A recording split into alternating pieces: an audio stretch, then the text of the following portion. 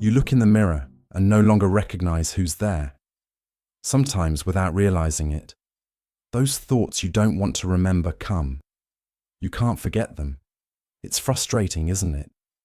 If you just felt discomfort, a tightness in your chest, it means your soul was systematically dismantled. Carl Jung discovered something about post-trauma reconstruction that will shock you, help you, and liberate you. And it doesn't stop there. You also wake up in the morning without energy to live, as if someone had sucked your life force during the night. You look to the future and can't imagine a different tomorrow. You feel like you lost years, decades of your life being someone who wasn't you. You're afraid to trust again, afraid to make mistakes, afraid to be deceived once more. How many times have you thought, I should have noticed before? How many times have you asked yourself, why did I allow this? The truth is painful but liberating. You didn't allow anything. You were systematically programmed since childhood to accept crumbs of love, to normalize abuse, to believe that your pain wasn't valid. Carl Jung discovered something that 99% of therapists don't understand about victims of narcissistic abuse. He realized that the narcissist doesn't just hurt you. They deconstruct you psychologically, piece by piece, until you no longer know where they end and where you begin. Jung called this soul murder. But here's what will shock you. Jung also discovered that this deconstruction, as painful as it may be, creates a unique opportunity for conscious reconstruction. You can recreate yourself from scratch, but this time, consciously choosing who you want to be. If you're feeling that finally someone understands your pain, you're not alone.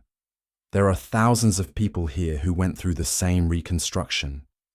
If this makes sense to you, would you help me by subscribing to the channel? That's how this healing community grows, and that's how more people find the freedom that Carl Jung offers. Now I'll show you exactly how Carl Jung developed the process of soul reconstruction after narcissistic trauma. What I'm about to tell you saved my sanity and that of thousands of people around the world. Jung discovered that narcissistic abuse always follows the same destructive pattern. First, they identify your inner light, that which makes you special, unique, brilliant. Then, systematically, they begin to extinguish this light through subtle criticisms, cruel comparisons, and constant invalidation of your emotions. The narcissist knows exactly what they're doing.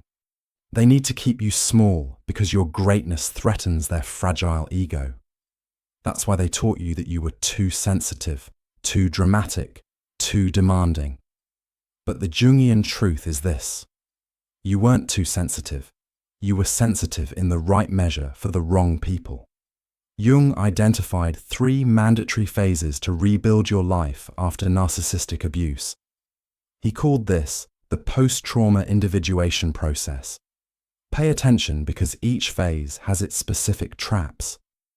First phase, recognition of the shadow. Jung discovered that victims of narcissistic abuse develop what he called inverted shadow.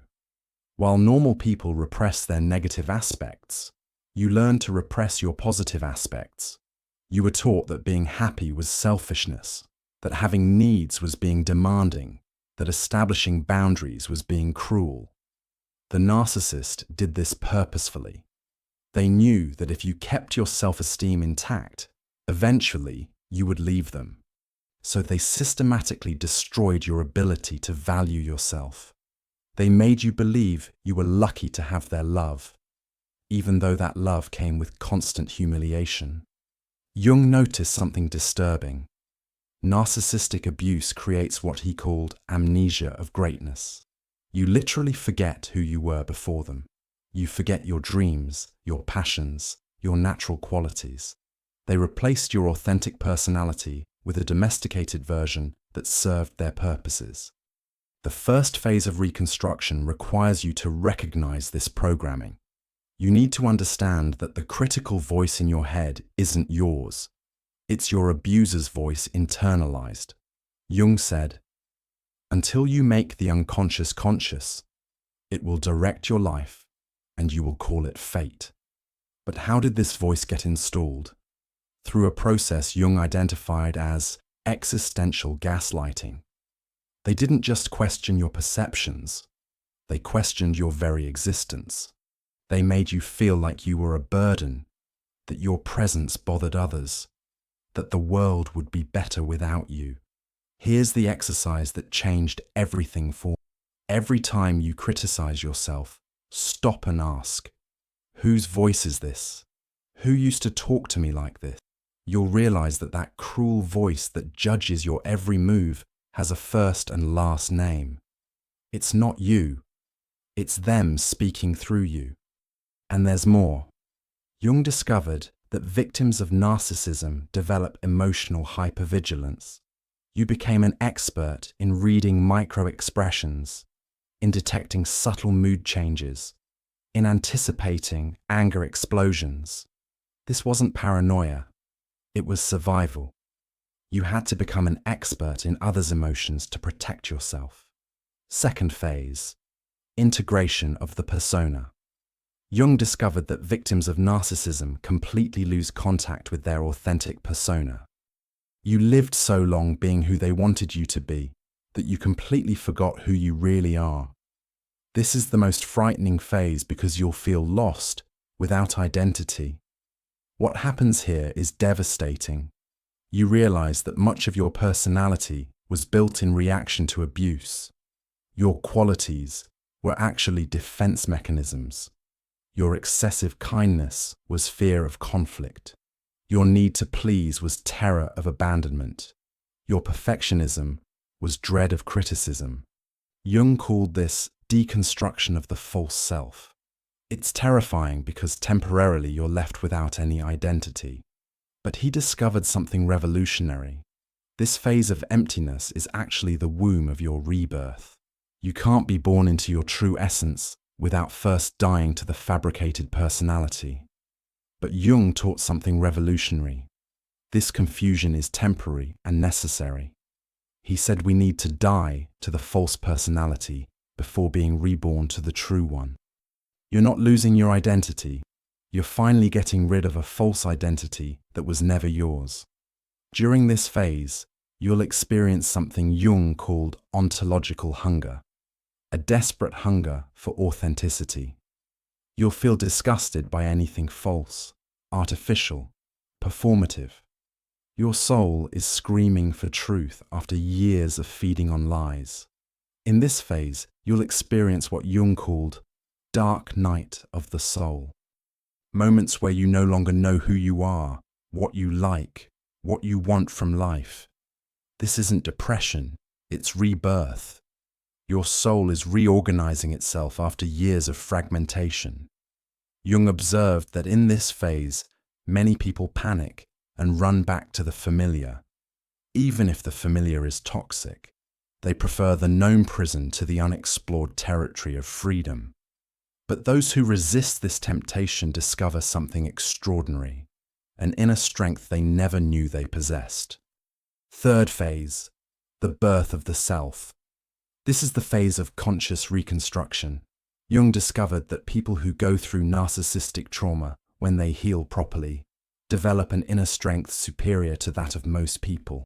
Why? Because you were tested by fire and survived. Jung identified something fascinating in this phase. You develop what he called warrior compassion. You become unable to tolerate injustice, not just against you, but against any vulnerable person. Your pain taught you to recognize others' pain with surgical precision. You also develop something rare, immunity to manipulation. After surviving the master manipulator, all other attempts at control seem childish. You can detect lies, emotional blackmail, and falseness from miles away. Your radar for toxicity becomes infallible. In this phase, you begin to build unshakable boundaries, not out of anger or revenge, but out of genuine self-love. You learn to say no without guilt, to prioritize your needs without selfishness. to trust your intuition without questioning. But Jung discovered something even deeper. People healed from narcissistic abuse develop a unique connection with their shadow. They know intimately the dark side of human nature, not through theory, but through lived experience. This makes them less naive, wiser, more resistant.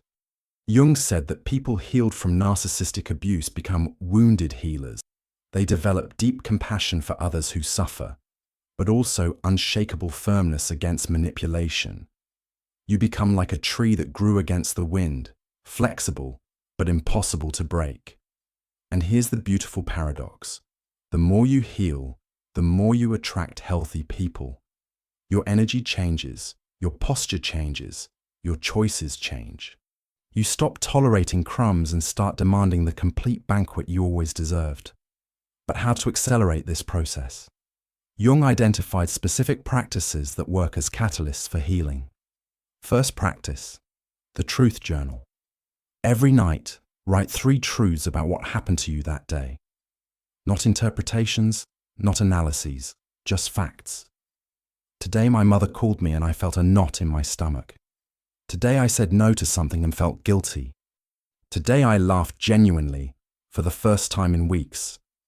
Jung discovered that victims of narcissism lose contact with objective reality. The truth journal reconnects you with facts, not with the manipulated interpretations you learned to accept. But there's a crucial nuance here. When you start writing, you'll notice how your mind was trained to minimize your pain and maximize the abuser's goodness. You'll catch yourself writing things like, "My mother yelled at me, but she was stressed." Stop. Rewrite only the fact, "My mother yelled at me." The context that justifies abuse is narcissistic programming. Jung taught that objective truth is revolutionary for victims of gaslighting. You were taught to doubt your own perceptions. The journal breaks this programming word by word, day after day. Second practice, the observer technique. Several times a day, stop and ask, what am I feeling now? Where does this emotion come from? Jung taught that recognizing and naming emotions is the first step to freeing yourself from them. Narcissists taught you to ignore or distrust your emotions. This practice reconnects you with your internal compass. Third practice, the protection circle. Jung discovered that victims of narcissistic abuse have extreme difficulty with boundaries. They were taught that having boundaries is being cruel. Create a mental circle around yourself. Inside this circle are only people who treat you with genuine respect. Outside the circle are everyone else. It's not cruelty, it's emotional survival. But Jung observed something crucial. At first, your circle will seem dangerously small. Maybe only 1 or 2 people qualify to enter. This will scare you because you were programmed to believe that quantity matters more than quality. Resist the impulse to lower your standards to fill the circle. Here's a painful truth Jung identified. Many people in your current life are there because you accept inadequate treatment. When you stop accepting, they simply disappear. This isn't loss, it's liberation. You're making room for people who truly value you. You'll know you're healing when you stop explaining yourself to those who don't want to understand. When you stop trying to prove your worth to those who have already decided to devalue you. When you choose your peace of mind over the approval of toxic people.